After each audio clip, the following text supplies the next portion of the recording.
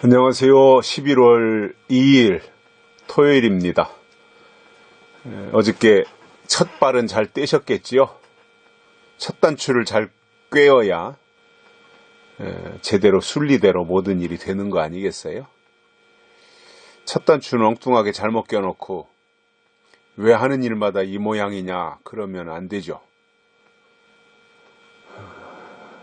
차근차근 차례차례 순서대로 질서 있게, 그리고 하나님 보실 때 합당하게 모든 일들을 해야 된다 이렇게 생각하고요.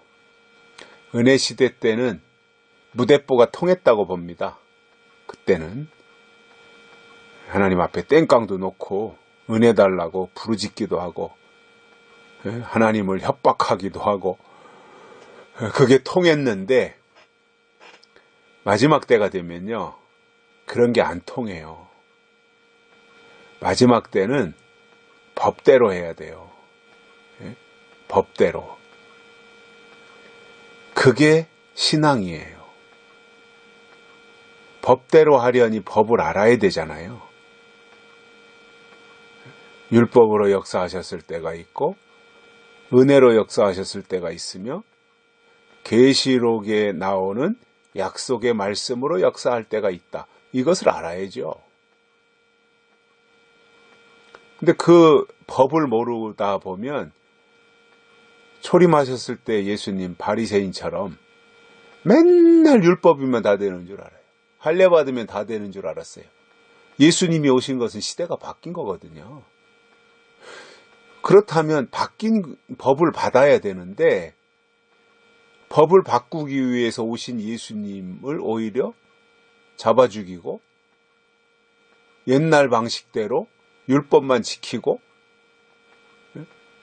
할례만 받으면 자기들의 할 도리를 다 한 것으로 생각하고 있었던 사람들이 바리새인들이었어요. 유대인들이었고, 그들의 문제점이 뭐였느냐 하면 때가 바뀌고 시대가 바뀌며 법이 바뀐 것을 몰랐어요.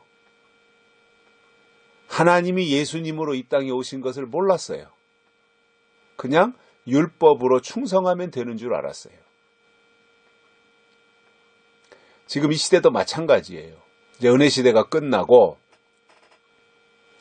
예수님 이 땅에 다시 오실 때가 되면서 요한계시록의 말씀을 열어주셨어요. 이건 뭐예요? 법이 바뀐 거예요. 법이 바뀌면 바뀐 법을 지켜야지, 안 지키면 불법이에요. 계시록으로 믿어라 했으면 계시록으로 믿어야 합법이에요. 계시록의 말씀을 깨달아라 그러면 계시록의 말씀을 깨달아야 돼요. 그러기 위해서 계시록으로 들어가서 계시록의 말씀을 읽고 들어야 되잖아요. 근데 안 읽고 안 듣는데 거기에 무슨 새 법이 임하고 거기에 어떻게 하나님의 마음이 나타날 수가 있겠습니까? 그래서 저는 지금 이 시대에는 예수님이 다시 오실 때가 그야말로 임박한 시점에서, 저는 매우 임박했다고 봅니다. 이 시점에서 우리가 깨어있다면, 그리고 우리가 살아있다면, 그리고 우리가 다시 오실 예수님을 기다리고 있다면 가장 필요한 게 뭐겠어요? 계시록의 말씀으로 입장하는 겁니다. 그런데 계시록을 다 내팽개치고, 저는 요즘 신앙생활하는 분들 참 대단하다고 생각해요. 뭐냐 하면 그렇게 열심 부리면서 그렇게 열심을 내고 충성을 하는데 계시록이 하나님의 법인 것을 모르고 충성하고 있으니 초림 때 바리새인들하고 똑같아지는 겁니다. 그래서 저는 그게 안타까운 거예요. 저도 특별히 내놓을 것 없고 잘하는 거 없지만 그래도 조금 성경을 남들보다 먼저 조금 더 깨달은 입장에서 이렇게 견주어 보면 너무나도 때에 대해서 알지 못하고 관심도 없고 계시록에 대해서 무지하고 하나님의 약속에 대해서 아무것도 알지 못하고 그야말로 구약 예수님 초림하셨을 때 또는 사도 바울이 활동할 때 바리새인들, 유대인들, 서기관들, 제사장들과 다를 게 뭐냐 말이에요. 그들은 때가 지나간 것은 알았지만 다가오는 것에 대해서는 알지 못했어요. 율법은 알았지만 은혜는 몰랐어요. 할례는 알았는데 세례를 몰랐어요. 그게 바리새인들이에요. 지금도 마찬가지예요. 은혜는 아는데 진리를 모른다든가 세례는 아는데 인치심을 모른다면 바리새인이라는 이야기예요. 유대인이라는 이야기고. 어리석은 거지요. 그렇게 되지 말자 그겁니다. 우리는 이왕에 이 마지막 시대를 사는 입장에서 또 이 마지막 시대에 하나님을 믿고 있는 신앙인으로서 이왕이면 때를 알고 법을 알고 그리고 약속을 알고 하나님을 믿는 자들이 되자 그 말입니다. 이왕이면 어리석어지지 말고 지혜로워지자 이겁니다. 이왕이면 바리새인들처럼 되는 것이 아니라 제자들처럼 되고 사도들처럼 되자 그 말이에요.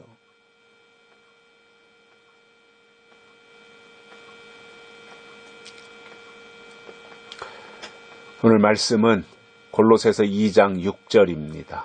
그러므로 너희가 그리스도 예수를 주로 받았으니 그 안에서 행하되 그 안에 뿌리를 박으며 세움을 입어 교훈을 받은 대로 믿음에 굳게 서서 감사함을 넘치게 하라.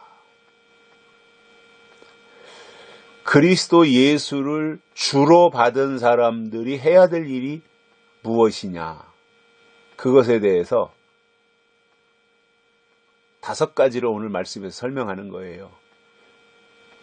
그리스도 예수를 주로 받은 자들이 해야 될, 예수님을 주인으로 모신 자들이 해야 될 5가지 일이 있다는 거예요.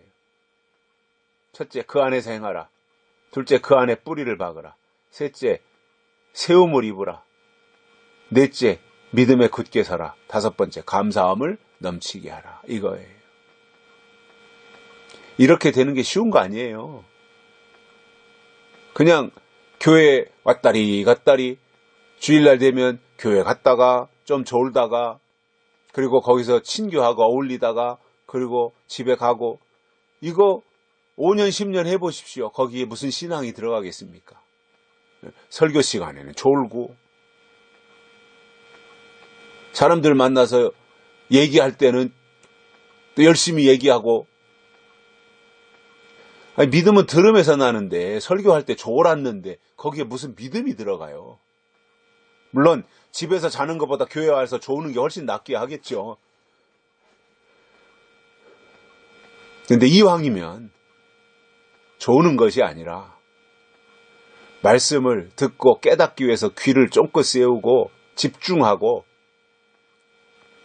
그러는 자들이 한마디라도 깨닫는 것이지 하나님의 말씀에 대해서 무관심하고 무성의한데 거기에 어떤 깨달음이 있겠습니까?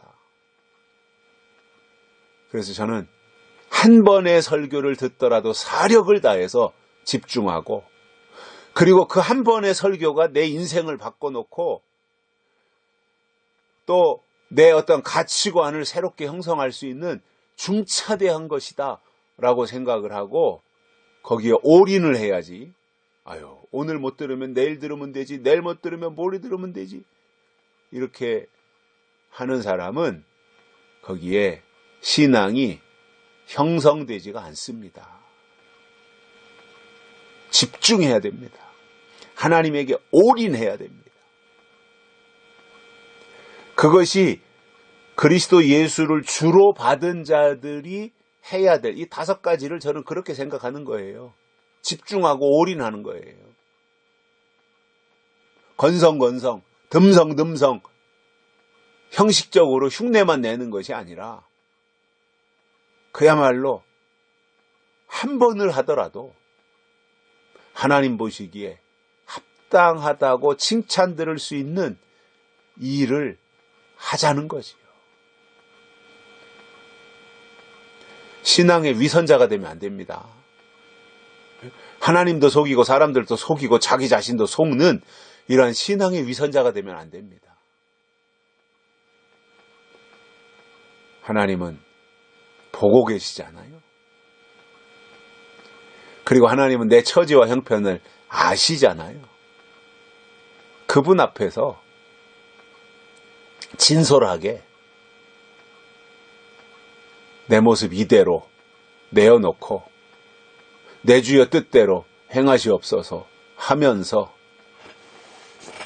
이 시대에 나타내시려고 예비하신 하나님의 뜻이 무엇인지를 깨닫고 싶어서 계시록을 붙잡고 야곱이 야복강가에서 씨름했듯이 이 시대에 우리가 그러한 야곱의 심정으로 요한계시록을 붙잡고 씨름한다면 새 하늘이 분명히 열릴 겁니다. 그러한 마음으로 살았으면 좋겠고 10명이든 20명이든 500명이든 1000명이든 5만 명이든 정말 하나님의 약속의 말씀을 들은 자들이 하나, 둘 모여들기 시작하고 또 모이지 않더라도 있는 처소에서 주의 나타나심을 위하여 증인의 삶을 산다면 그 자체가 하나님 보실 때 합당한 모습이다. 그렇게 생각을 합니다. 오늘 토요일이거든요.